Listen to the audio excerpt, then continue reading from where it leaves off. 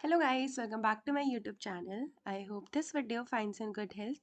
तो जैसे कि आप टाइटल देख ही चुके हो, आज की वीडियो में मैं कुछ इंपॉर्टेंट चीज़ें आपको फिलोसफिकल फाउंडेशन जो आपका अपकमिंग एग्जाम है उसके बारे में बताऊंगी, और आगे कुछ जो सारे इज्म हैं, आइडियलिज्म, रैशनलिज्म, नेचुरलिज्म, इन सब की कुछ ट्रिक भी आपको बताऊंगी।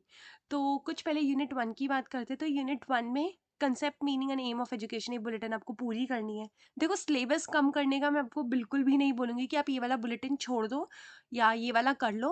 बट जैसे फर्स्ट बुलेटिन आपको करनी चाहिए, सेकंड आपको करनी चाहिए, थर्ड आपको करनी चाहिए। अब देखो, थर्ड जो बुलेटिन है फिलॉसफी एंड एजुकेशन, तो मुझे नहीं लगता कि ये टॉपिक आपको कुछ स्पेसिफिकली पढ़ने की ज़रूरत है। जब आपने ऊपर एजुकेशन का मीनिंग पढ़ लिया, फिलॉसफी का मीनिंग पढ़ लिया, तो आप ये चीज़ें ना अपनी बना के भी लिख सकते हो। तो ऐसे कुछ टॉपिक्स हैं जो आप अवॉइड कर सकते हो, बट आप कंप्लीटली अवॉइड नहीं कर रहे हो। Next, Indian perspective of philosophy through Vedas and Bhagavad Gita. तो अगर मैं आपको एकदम ऑनेस्टी से बताऊं, तो मैंने ये वाला टॉपिक अपने टाइम पे नहीं किया था, क्योंकि मतलब मुझे लर्न ही नहीं हो रहा था, ना मुझे कुछ इतना कंटेंट मिल रहा था। बट अब चैट जीपीटी भी और बहुत सारी चीज़ें, तो एटलीस्ट आप इनके मीनिंग पढ़ जाओ। अगर आपसे टॉपिक नहीं हो रहा, तो कुछ मीनिंग या 5 पॉइंट ऐसे लर्न कर जाओ जो अगर ये क्वेश्चन आ गया तो आप कुछ तो बनाकर लिख दो।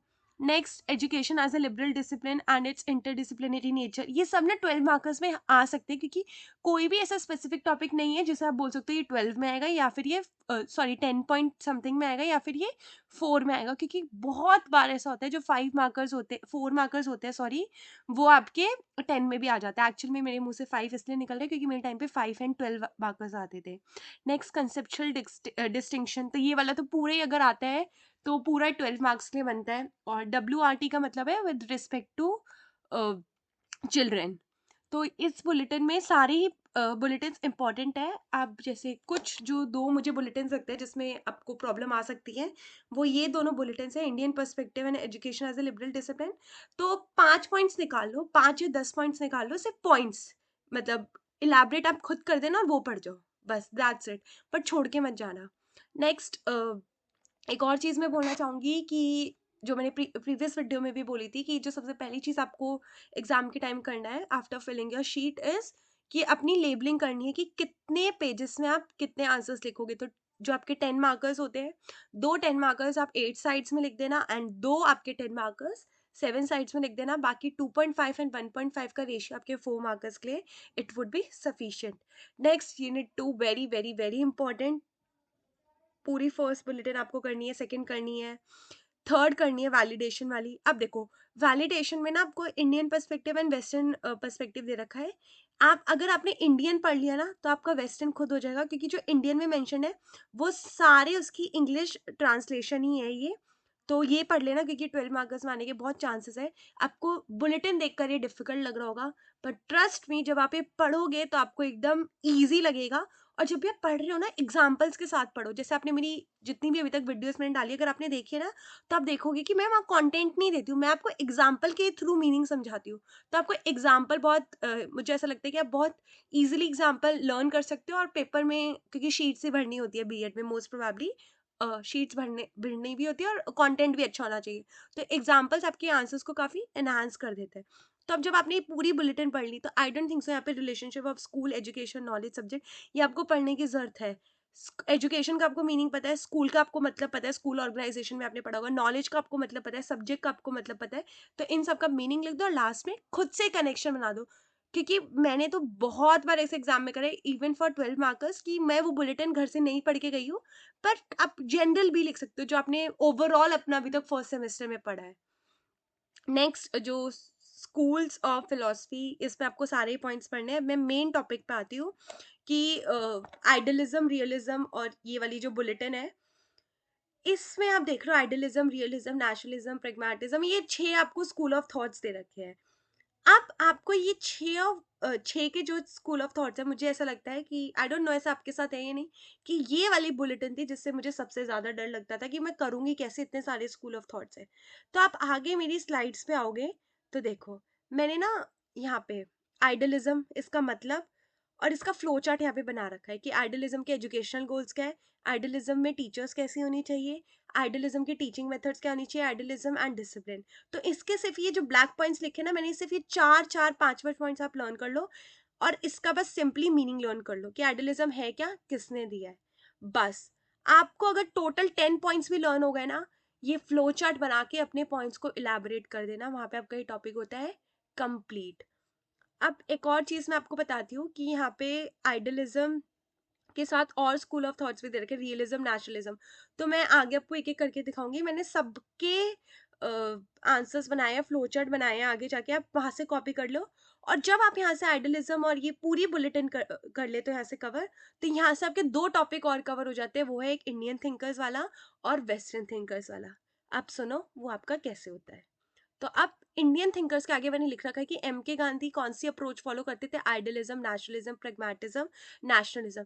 तो आप ये सारे जितने भी स्कूल ऑफ थॉट्स हैं, इनके जो भी पॉइंट्स हैं, इनके स्कूल, इनके अकॉर्डिंग टीचर कैसे होनी चाहिए, करिकुलम कैसा होना चाहिए, डिसिप्लिन कैसा होना चाहिए, ये सब आप सेम पॉइंट्स जो मैंने आपको इस बुलेटिन में लिख के दिया है, आप यहाँ पे भी लिख सकते हो। ऐसे ही मैंने सारे इंडियन थिंकर्स के आगे लिखा हुआ है कि वो कौन से स्कूल ऑफ थॉट से बिलोंग करते हैं। अब देखो 1 2 3 4 5 6 है, तो कोई भी चार कर लो, कोई भी चार कर लो। अब देखो मैं जैसे पहले भी बोला कि मैं यही बोलती हूँ कि सिलेबस पूरा करो, बट जब मैं स्टूडेंट थी तो मैंने कभी सिलेबस पूरा नहीं करा।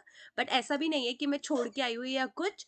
कुछ स्मार्ट वर्क करो। जैसे मेरे टाइम पे ना लकीली जो मैं एक ही पढ़ के गई थी, क्योंकि मैंने तो एकदम ही गिव अप कर दिया था, और मेरे टाइम पे वही आ गया, एक ही आ गया था, रविंद्रनाथ टैगोर, और मैं यही पढ़ के गई थी।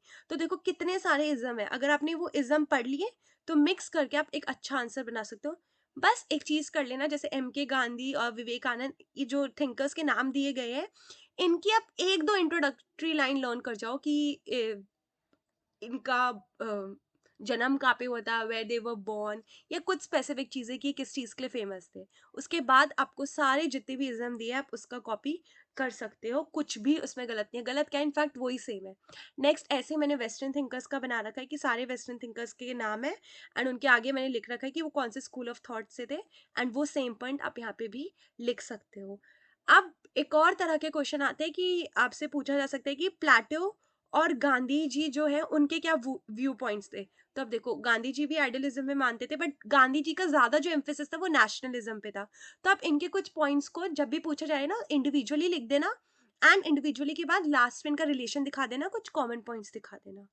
तो आई होप से इतना पार्ट आपको क्लियर है। नाउ मूविंग फॉरवर्ड, ये आपके वेस्टर्न थिंकर्स हैं, ये आपके आइडियलिज्म वाला है। इसका फ्लो चार्ट मैं आपको दिखाती हूँ, ये पूरा फ्लो चार्ट है। जो मैंने एक्सप्लेनेशन लिख रखी है ना, भले ये छोड़ दो, एक्सप्लेनेशन तो मैंने इसलिए लिख रखी है कि आपको अगर डाउट हो कि इसका मतलब क्या है या कुछ। अब देखो आइडियलिज्म में टीचर कैसे होनी चाहिए, मेंटर होनी चाहिए जो कैरेक्टर बिल्डिंग में। तो ये आप जनरली भी बना के लिख सकते हो कि टीचर एक मेंटर होती है जो बच्चे के अंदर मॉरल वैल्यूज डेवलप करती है। अपनी लैंग्वेज में आप लिख सकते हो, बस कुछ की टर्म्स यूज कर लेना। नेक्स्ट रियलिज्म, इसका मैंने फ्लो चार्ट यहाँ पे बना रखा है। नेक्स्ट नेचुरलिज्म, नेचुरलिज्म मुझे लगता है यूजुअली एग्जाम में पूछते हैं, इसका मैंने फ्लो चार्ट बना रखा है। नेक्स्ट प्रैग्मेटिज्म, इसका मैंने फ्लो चार्ट बना रखा है। फिफ्थ एंड लास्टली आपके आते हैं हम सिक्स्थ वाले पे, ह्यूमैनिज्म जो आपका लास्ट है। तो ये सारे फ्लो चार्ट आप यहाँ से 4-5 पॉइंट्स निकालो और आपकी पूरी यूनिट कंप्लीट होती है। नेक्स्ट यूनिट 4 पे आते हैं आपकी, विच इज हियर। ठीक है, तो इतना आई होप्स आपको क्लियर है। हाँ, अगर आपको कोई बुलेटिन छोड़नी है, अगर मैं ये बताऊं कि कुछ आपको लग रहा है कि नहीं हो पा रहा, क्योंकि टाइम बहुत कम मिलता है, सिर्फ 1.5 डेज मिलते हैं हमें एग्जाम्स के लिए, तो ऐसे करो कि बड़ी बड़ी बुलेटिन पढ़ लो, और जो बुलेटिन छोड़ी है उसकी ना बुलेटिन का मतलब पढ़ जाओ। जैसे for example Indian perspective of philosophy, philosophy का आपको यहाँ पे मतलब पता है, तो अगर ये 12 नंबर में आ गया तो आप फिलोसफी की इंट्रोडक्शन लिख सकते हो। वेदास का मीनिंग पढ़ जाओ, और भगवत गीता के इनके बारे में थोड़ा सा पढ़ जाओ। या बेस्ट तो मैं यही बोलूंगी, कुछ नहीं तो चैट जीपीटी से सिंपली 10 पॉइंट्स निकालो आप, या एआई से कुछ भी, या कोई भी बुक से। इतने सोर्सेज है, मेरे टाइम पे तो ना कोई यूट्यूब वीडियो थी और ना कुछ था।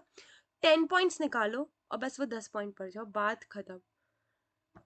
तो यूनिट 4 आपकी कवर हो गई है, जो Indian thinkers and western thinkers है वो आपकी यूनिट 3 से ही कवर हो गई है। And that's it for this video. If you guys liked my video, do like, comment, share and subscribe to my YouTube channel. And comment करके मुझे ज़रूर बताना कि आपको मेरी वीडियो कैसी लगी। Best of luck, thank you everyone.